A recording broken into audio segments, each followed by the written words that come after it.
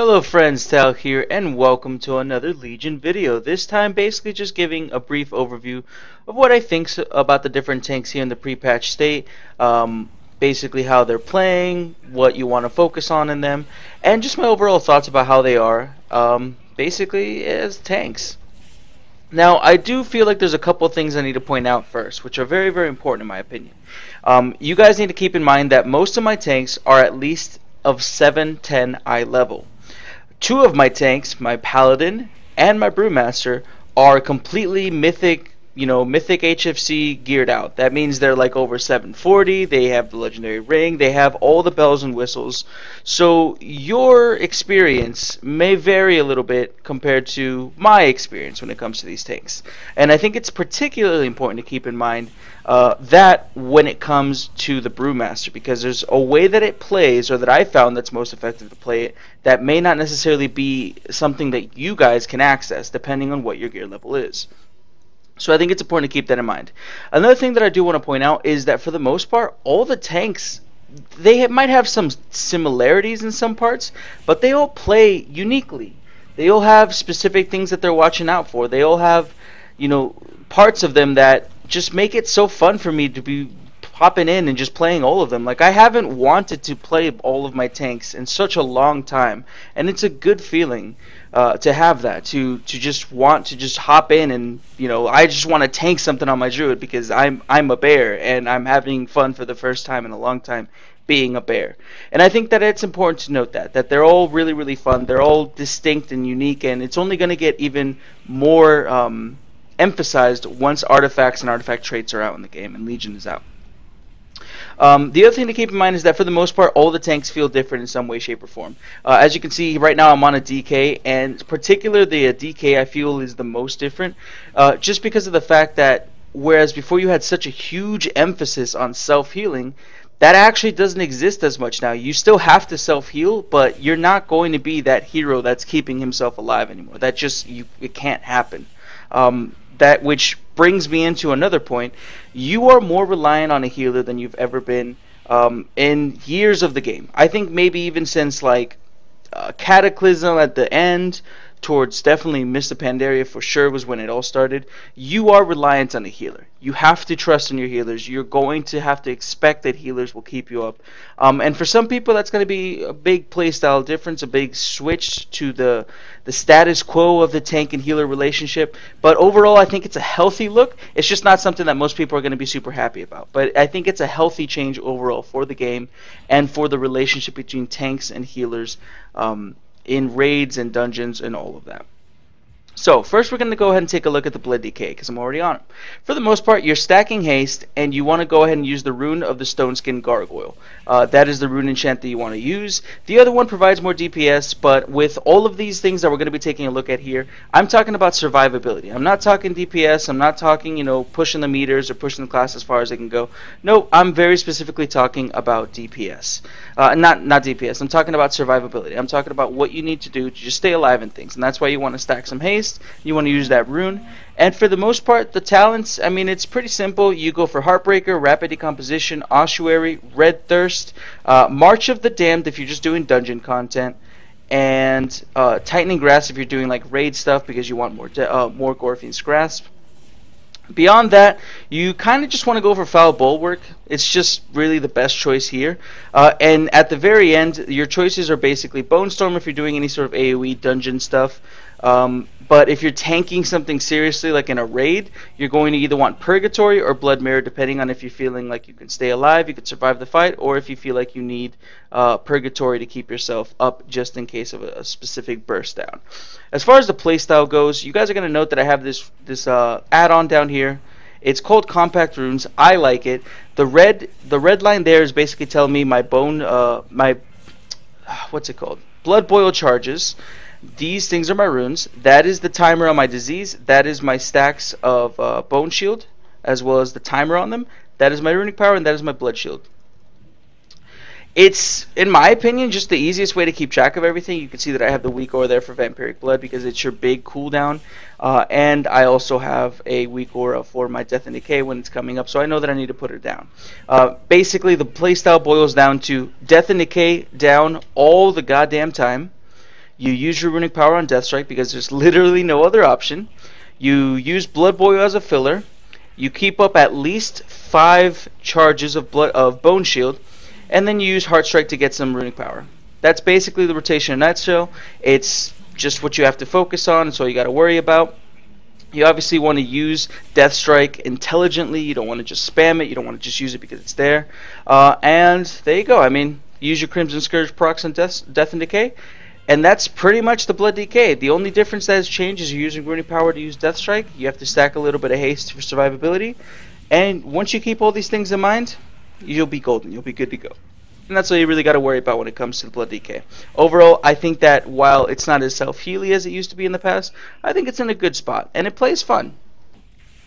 Now, bringing it over to the bear, you have a much, obviously, different playstyle because now we're dealing with a tank that has gone through a pretty big change from what it used to be. I think it's been brought back into the modern day, which is fantastic in my opinion. It's the first time I've ever enjoyed playing a bear druid since I've been playing this game, if I'm totally honest. So obviously there's a little bit of bias there. But as a bear druid, you're basically going to be stacking mastery. Mastery is a fantastic stat for bear druids because of what their mastery is, and it basically just makes your health bigger and makes healing on you bigger. That's all it is. It's a very simple concept, but it turns you from a dodgy agi tank that it used to be in the past to more of a meat shield, which is what I think fits the bear really, really well. Now, taking a look at the talents real quick, for the most part, you actually have some choice here, which is really, really nice. You take Blood Frenzy in any sort of AoE scenario, which obviously, as I'm doing this dungeon, is a good AoE scenario because it gives you more rage. If not, you're taking Bristling Fur for the single target scenario because, of course, it is, again, a way of gaining rage. You use it, you get rage from damage taken. Both of them are basically rage options.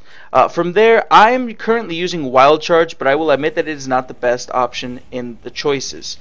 For the most part, you want to use Gutter or Roars because it's going to make Stampeding Roar, which is already a fantastic cooldown, more easily usable, more easily accessible. It's going to be up more often. It's going to be extending to your entire raid.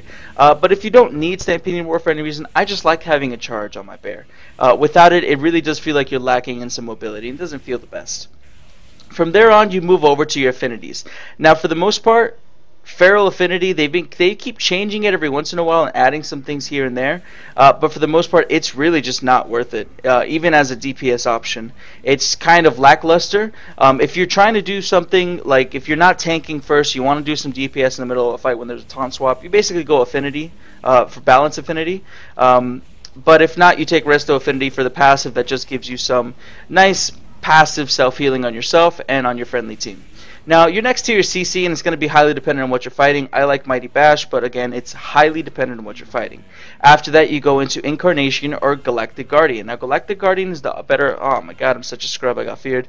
Is the better choice for single target rage generation because it procs all the time. It does a shit ton of damage on AoE packs because it's proccing off everything that you have. And it's overall just a nice, fun laser bear addition. If not, though, you go for Incarnation, Guardian, and Versa because it is more of a burst cooldown. It does burst damage, it does burst rage, and it's honestly a pretty nice cooldown to have. Now, you guys are going to watch me do something right now that's going to be pretty dumb. Usually, you run past these as a tank and you just go into the Iron Ball and you kill them that way. I've already tried that on my bear and got like 2-shot because I wasn't in bear form. So we're not going to be doing that today. We're just going to go ahead and pull this normally. And our group is probably going to think we're shitty, but whatever. I'd rather not die here in this video. Beyond that, you basically go for Guardian of Elune because the extension on Iron Fur and Mark of Versal and the increased healing on Frenzied Region is really, really good. Keep in mind, Frenzied Region is your heal, but it is a terrible, terrible heal. It heals for pitiful amounts. It's god-awful. And the only reason it becomes even slightly good later on is because of artifact traits. So, because you're not playing in Legion, we're doing the Legion, pre-patch right now. You don't have access to those traits. You can't rely on Frenzied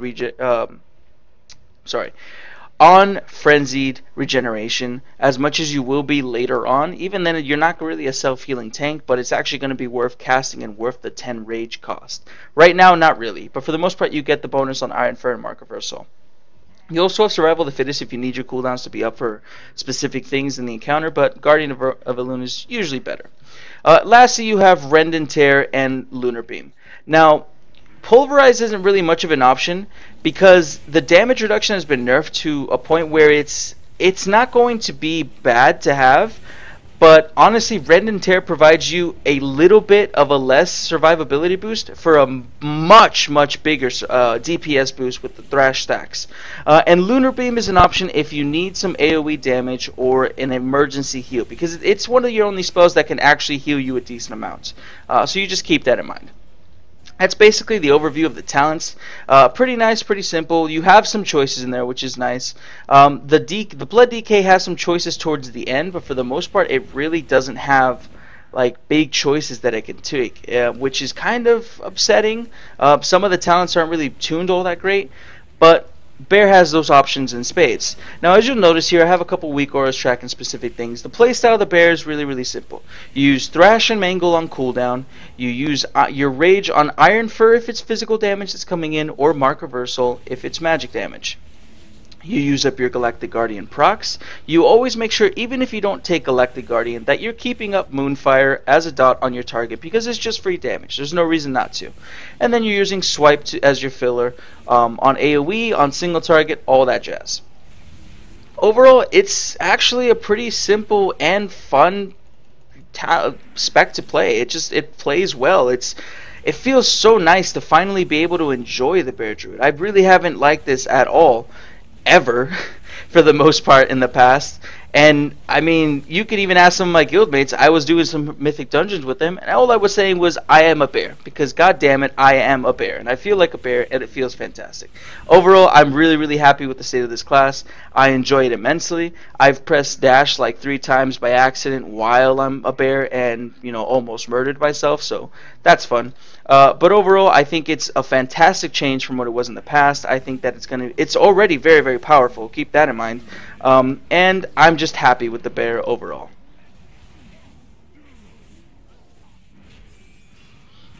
And that brings me to the Protection Warrior. Now, I do want to point out that the Protection Warrior right now is incredibly strong.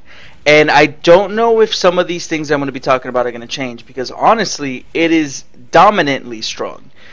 Which is always a worrisome thing. You never want to be the very best in WoW, because that's usually when you get nerfed really hard.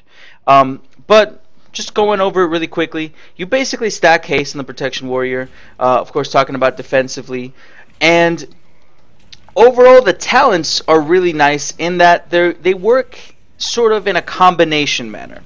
To explain a little bit more about that, let's go ahead and go over the talents real quick.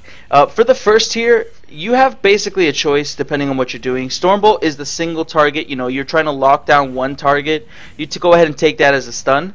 Shockwave is the group stun. Basically, if there's more than a couple targets, you're going to be able to go ahead and take that, and you get obviously the lower cooldown if you're hitting more people. But Warbringer actually is a DPS positive choice as long as whatever you're fighting doesn't need to be locked down. Like if you're just doing a normal fight and there's nothing in particular that needs to be stunned and locked down, you could take Warbringer and be perfectly fine, which is actually kind of a nice thing. I didn't assume that the damage from Warbringer was going to be anywhere near enough to be worthwhile, but it's a pleasant surprise in my opinion. Next up, your only real choices are Inspiring Presence or Safeguard. If you're doing solo content, you could take Impending Victory, but it's really just Inspiring Presence that shines, because in a raid scenario or a dungeon scenario, that's a lot of extra healing you're letting your entire raid have. And Safeguard is a nice cooldown for your co-tank, or for anyone's particular and specific spot of the encounter or anything like that. If they need a vigilance, make sure that you understand though, you don't have the glyph that doesn't transfer damage to you. It's going to transfer 20% of the damage, so don't get yourself killed with this. Then we start going into the actual combination stuff. So Renewed Fury is nice because you're using Ignore Pain very often. It's going to enrage you, just increasing the damage that you deal. And Avatar is just 20% increased damage. If you really got to kill something in the burst scenario, you need it to die right now, it's a good option. But the choice that I favor personally is Ultimatum. And why is it? Ultimatum allows your Shield Slam critical strikes to cause your next focus rage to cost no rage. And you can actually have 100% crit when you use Battle Cry. So I'm going to use it right now. Focus Rage is going to be free as soon as I get a Shield Slam. I probably should have paid attention to that first. Okay, so you get the Ultimatum proc there, and you use the Focus Rage. So how does this combo, you might be asking? Well, if you look down here in Vengeance, Ignore Pain reduces the rage cost of your next Focus Rage by 50%, and Focus Rage reduces the rage cost of your next Ignore Pain by 50%. So when you take these talents, you put yourself into a scenario where you're basically switching off, on and off on what you use. You use Focused Rage, or Ignore Pain. And what it does is it gives you cheaper versions of both of them. And when you take Ultimatum and you use that Ultimatum proc on Focus Rage, that means that your next Ignore Pain is still going to be cheaper. So that's a very, very powerful combo, and it only gets stronger because of Never Surrender. Now what Never Surrender does is that Ignore Pain will ignore up to 100% more damage based on your missing health. Now, to be completely honest here, it's not really coming into play in this dungeon run because this dungeon run's not really pushing me down or any point. It comes into more effect when you're at below 50% health. So when you're under geared, you're still doing bosses that kind of hurt you, that bring you down. It has a lot more value because your Ignore Pains are getting a lot stronger. And the thing that most people don't know is that Ignore Pain actually has like a hidden cap, and that is 3 Ignore Pains. And beyond that, the value can go up and down, obviously, because you're taking damage, you're ignoring more pain because of, whatever damage you've taken in the last couple seconds, depending on how much rage you've used, all that kind of stuff. Remember, Ignore Pain is 20 to 60 rage. But the cap is 3. When you take Never Surrender, though, the cap goes up to 6. So you can very easily, and without too much of a problem, have multiple millions of Ignore Pain up. I've had an Ignore Pain up that was more than my health pool by quite a large amount. If you see here, I have about 490,000 health. I had Ignore Pain up for 700,000. That is a lot of shielding. And Never Surrender just makes that better. The other choice in the tier is Indomitable, which is just going to increase your maximum health by 25% and the maximum effect of Ignore Pain. Now, to be honest, if I wanted to min-max this dungeon run that I was doing right now, I would be doing that because I'm not really dropping in health at any point, especially not significant enough to warrant having that change. But I wanted specifically to point out this combo because I think it's going to be the strongest combination going in. Obviously, I skipped 60, but Bounding Stride is just the best. Otherwise, you take the range and damage increase on Thunderclap. But it's the combination of Ultimatum, Never Surrender, and Vengeance I think are going to be the most looked after ones. If the Prot Warrior was to get a nerf, I think it would be just one of those talents because of the way that they combine and they do so much work for you. But it's important for you guys to keep that in mind. As well, that Heavy Repercussions is going to be extending the duration of Shield Block, and Shield Slam is just going to be doing extra damage. Focus Rage already gives you increased damage on Shield Slam, so it's just making it better.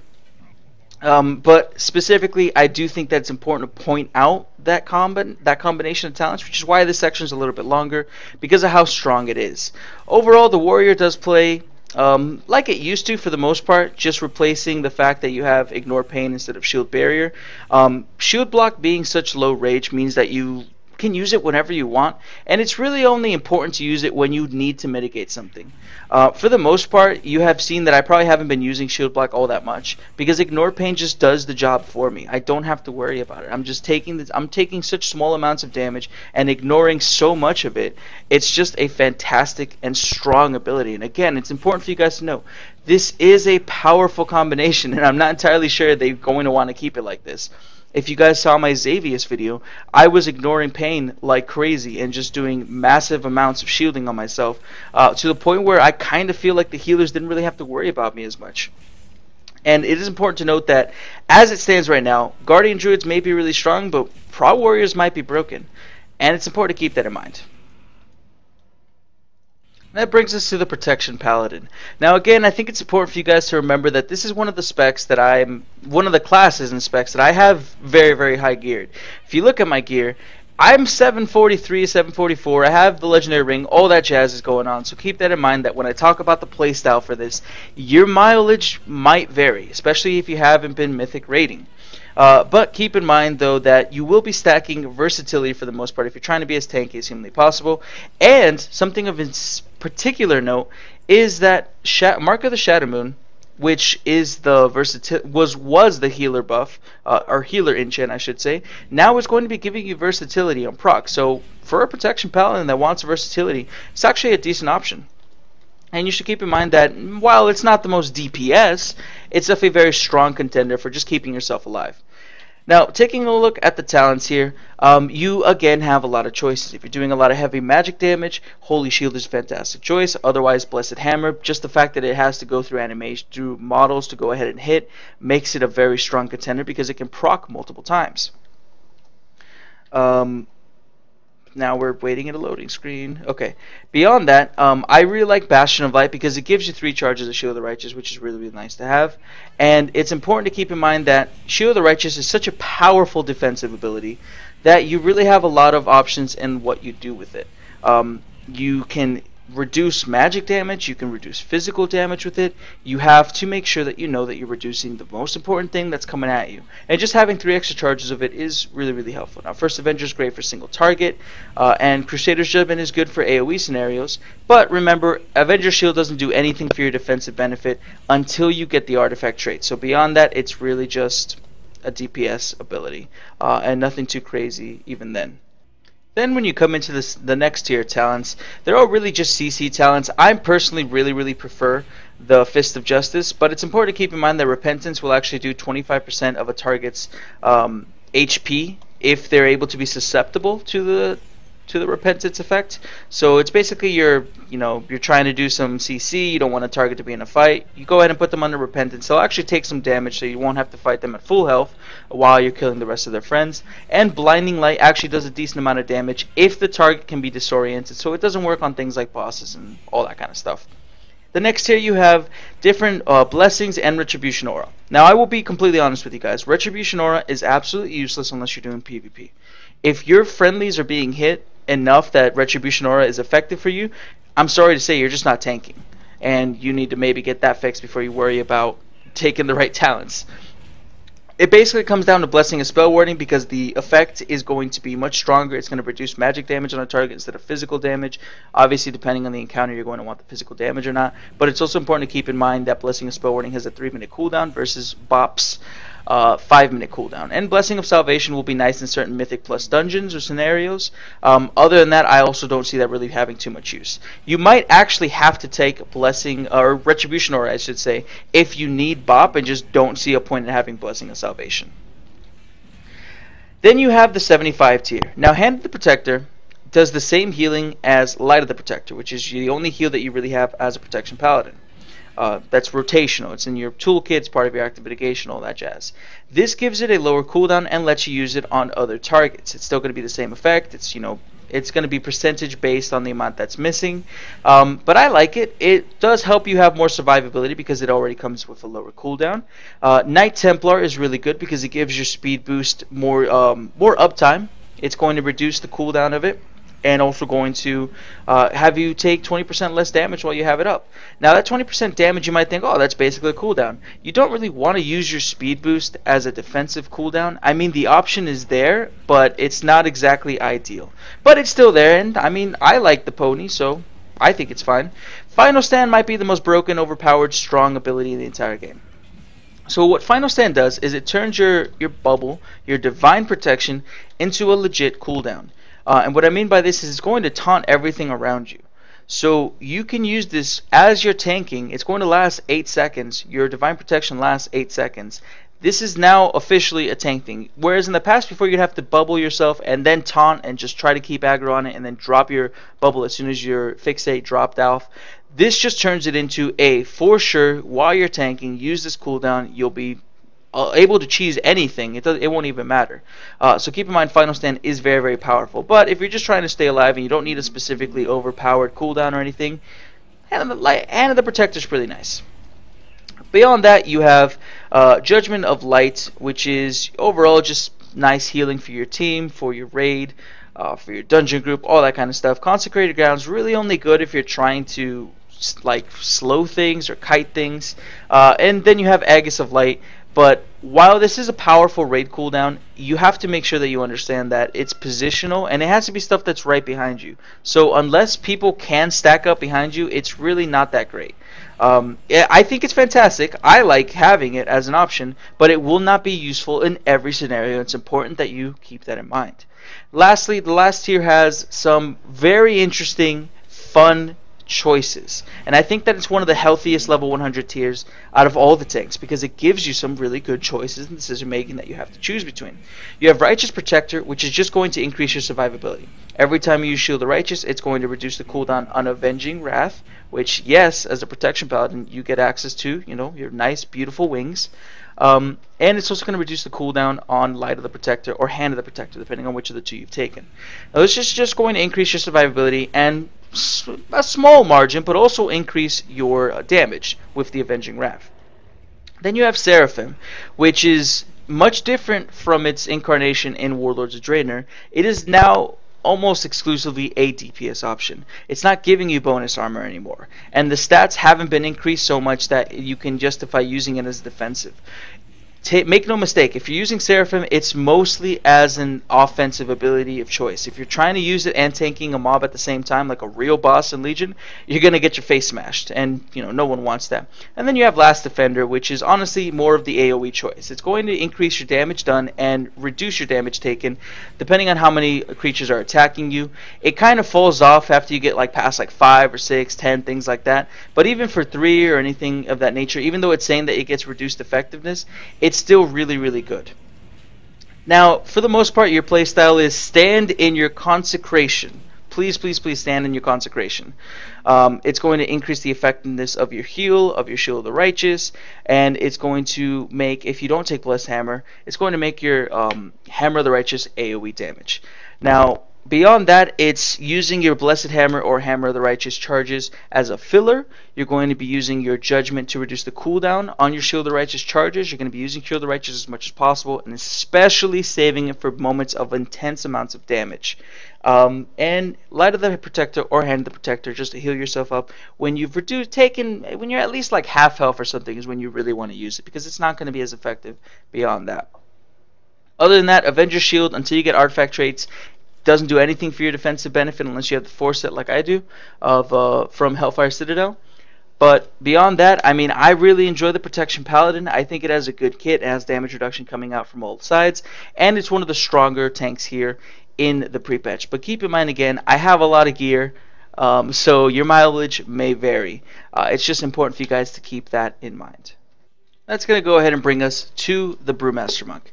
Now again, I have so much gear on this character. All the gear. I have all the gear on this character. So what I'm about to say and what I'm going to go over may not work for you guys. You guys have to keep in mind that my perspective on this is going to be a little bit different than yours, because honestly, I feel like I can't die on this character. I feel like burst doesn't exist for the Brewmaster Monk because they have such strong tools to deal with it. So, with that kept in mind, on a Brewmaster Monk, for the most part, you just stack haste. You see that I have some crit gems and other stuff going on. I have Mark of the Thunderlord. That's really just because crit is a offensive boost, and at my gear levels, I don't need more haste. I don't need more stuff. You go to about 30% haste, and you start stacking crit and mastery at about equal amounts. Now, what you need to know about that is, with more haste, you get more of your brew charges, and having more of the brew charges kind of opens things up for you. Now, looking at the talents, Chi Burst is obviously the AoE choice. It's just always been fantastic for anything that involves AoE. It's just a great choice. It's going to be doing some healing. You definitely want to try to hit your raid team or your dungeon team when you're using it, as well as all the mobs in between. Nothing much to talk about that. Eye of the Tiger, surprisingly, is the best single target choice over Chi Wave. Chi Wave doesn't really do too much healing on yourself. It kind of jumps around and does the things to other people. If you want nice, strong, consistent self-healing on yourself, yes, I know I'm repeating things once again, but it's a single target choice. You go Eye of the Tiger. At level 30, it's really just up to you. I've always loved Tiger's Lust, but movement is personal choice. 45 is where things get interesting. Now, if you're trying to do things like dungeons and you just want some more reliable self-healing, you take Gift of the Mist, because it's going to increase the chance that Gift of the Ox orbs will proc on you. But if you're doing any sort of other content, Black Ox Brew is by far the best choice here, beyond Light Brewing. Don't take Light Brewing. I really just don't suggest it. The way that Black Ox Brew works is this. You start an encounter, and as you see, I've already used up all my brew charges. Then I use Black Ox Brew, And assuming that boss lived a little bit longer, I would go ahead and pop them all over again. Now what does that mean? That means that now my Black Ox Brew is on cooldown, my Iron Skin Brew is on cooldown, and I have multiple seconds, usually up to 30, of Iron Skin Brew. Now why do you do this? Because your Tiger Palm and your Keg Smash reduce the cooldown on your brews, and that includes your Black Ox Brew. You basically get yourself into a scenario and a rotation of using all your brew charges to have a large amount of Iron Skin Brew up, and then just using your Black Ox Brew, getting it up again, and then just doing your rotation, and you will find that Black Ox Brew comes off cooldown very, very quickly. And it actually plays really fun. It opens you up to have a large amount of Iron Skin Brew on you, and what you basically do is all your other charges you use on Purifying. Purifying is much more important than it used to be in the past. You have to keep up with it. You have to be paying attention to it, because if you don't Purify, you're going to be a big old mana sponge for your healers, and the only tank that's really supposed to be that way is the Guardian Druid. That's their whole mastery, that's their stick. You got to leave it to them. If you don't Purify, you're just going to be taking so much damage that you don't really need to be taking, and it's just not the way that you're meant to be playing this tank. But as you can see here, I put my Iron Skin Brew up, I use my Black Ox Brew, I use all the charges. Now I'm going to be Keg Smashing, it's going to be reducing the cooldown on my brews, and my Black Ox Brew is definitely a brew because it says it in the name. It's basically the way that I've found most effective to play, and it synergizes with the haste very, very well. Beyond that, you have your CC tier. I think Leg Sweep is by far the best of the entire choice. Dave, the Black Ox statue, is a good choice if you need to control ads, but I think Leg Sweep just trumps even that for the most part. At 75, you have some interesting choice because you have to choose what you think is best for the encounter. Now, sadly, Dampen Harm can still be used, but is so weak now that it's only reducing 30% of an attack for the next 3 attacks that are 15% or more of your max health, and you reduce burst already, so it's not likely that an attack is going to be so bursty it's going to proc Dampen Harm, so that kind of sucks. But Diffuse Magic is still here for magic damage. Remember that it's now 60%, not 90% like it was in the past, and Healing Elixirs has been received a bit of a buff because it's going to be 2 charges. It's going to be usable on demand or when you get bursted down to a certain health percentage, so some choice there. Beyond that, you have the 90 tier, which is going to be, again, kind of dependent on the way that you find yourself playing. Special Delivery is by far the best if you're playing in the style that I've talked about with the Black Ox Brew, using your brew charges all the time. If you're just chugging brew all the time, Special Delivery is going to be proccing a lot, it's going to be doing a lot of increased damage, and it's just overall the best choice, even though it's the passive choice, which I don't necessarily agree with, but that's how it's been playing out. Niazao is a single target choice, but it's so lackluster. I would almost say that Special Delivery is a better single target choice than Niazao. It's kind of sad that he's not that great. And then Rushing Jade Wind is good for picking up ads. Honestly, without it, I feel like I have no way of just reliably picking up ads all the time. Breath of Fire doesn't come off cooldown fast enough for that. A Keg Smash doesn't even come off cooldown fast enough for that. And that's only an 8-second cooldown. And you know that, if you're doing a raid, you really can't afford even a few seconds of mobs hitting your friendlies. So keep that in mind. But Rushing Jade Wind isn't super necessary. It's just nice for comfort. Otherwise, Special Delivery is just the best. And then at 100, you have, again, another good choice between different talents that is really going to depend on what you're fighting and facing and what the encounter needs.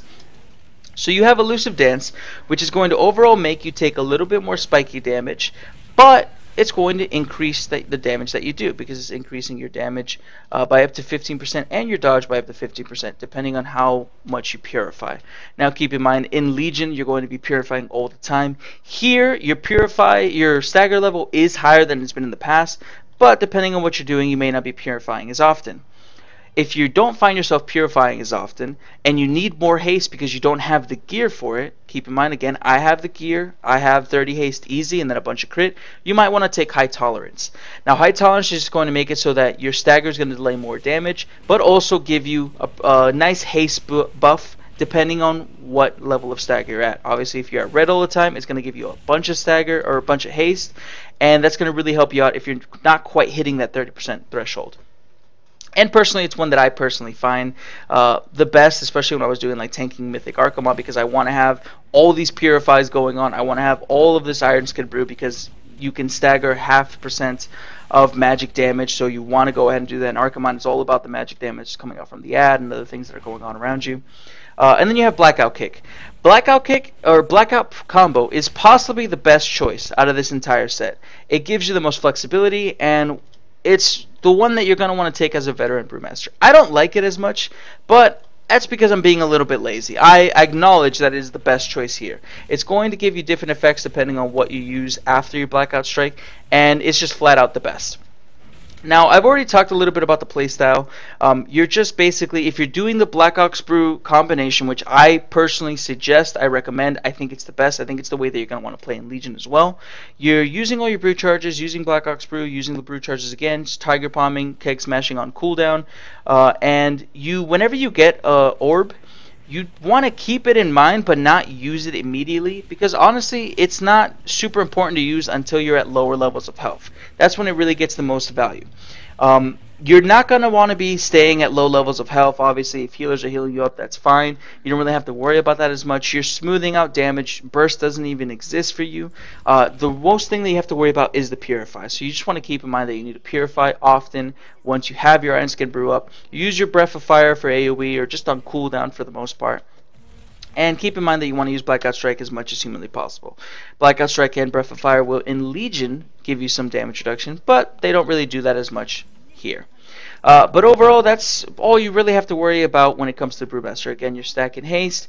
You saw the talent combinations that I recommend, that I suggest you use. But again, keep in mind, I have so much gear on this character, it may not be the same for you guys. And that's pretty much it. That's my look at all the tanks here in the Legion pre-patch. We went over the differences between each of them, the stats you want to go ahead and stack, the talents that I recommend, the ones you kind of want to play, the way that you want to play the tanks. Overall, I have so much fun on all these classes. I can't wait to have the Demon Hunter at my disposal when I can go ahead and make a video about that, and you guys should expect that as well. But overall, guys, that's basically the state of the tanks here in the Legion pre-patch. I hope you guys enjoyed this video. If you did, please go ahead and like the video. Subscribe to the channel if you want to see more. I am going to be doing the Demon Hunter as soon as it comes out, so you guys can go ahead and expect that. And I appreciate each and every single one of you guys. I hope you have a fantastic day. Thank you.